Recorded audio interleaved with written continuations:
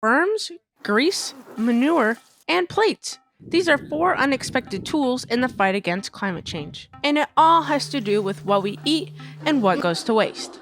Most people don't realize how often they waste food and the negative impacts. Food waste breaks down into methane gas. Methane is the second most abundant anthropogenic greenhouse gas after carbon dioxide.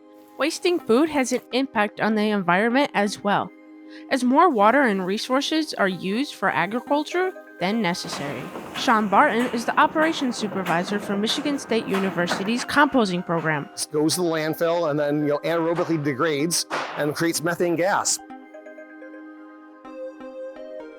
Sweet cherries, sour cherries, dried cherries, chocolate cherries, cherry soda, cherry beer, cherry salsa, cherry everything. Traverse City is nicknamed Cherry Capital of the World for good reason. 70% of the U.S. cherry crop comes from a 5-county region here in northern Michigan. One of the biggest climate problems farmers and researchers are working on now are flash freezes. These are when the warm weather suddenly drops below 32 degrees Fahrenheit and starts to freeze, killing the cherry blossoms. So climate change is about frost freeze events, but then the other thing it's about is just the unpredictability of weather. Michigan is lucky with its abundance of water. Its economy depends on it. More than 1 million jobs rely on the Great Lakes, according to the Department of Environment, Great Lakes, and Energy. But on the other side of the country, some places are much less fortunate and have much less access to fresh water. According to the United States Environmental Protection Agency, as an effect of climate change, the Southwest has been heating up. So why don't we connect the two and start pumping water over to where the drought is? And boom, problem solved. In the early 2000s, some of our legislators started looking around and they said, how would we stop someone from taking Great Lakes water to another part of the country, another part of the world?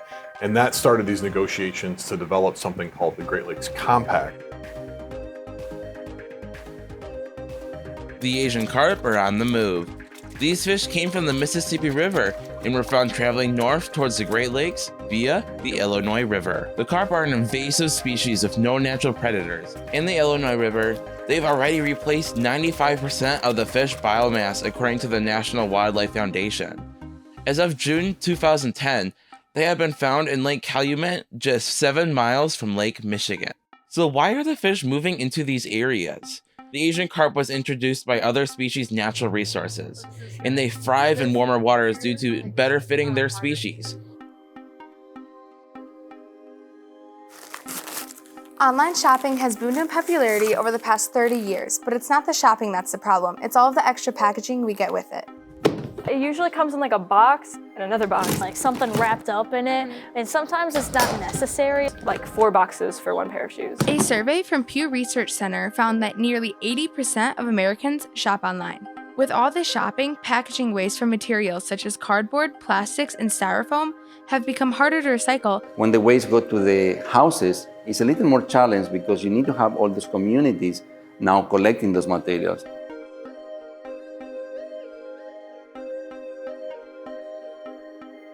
In 2018, more than 67 million tons of paper were produced, and 45 million tons was recycled in the US. To make paper, we take trees and stretch out the fibers, but there are downsides to creating paper.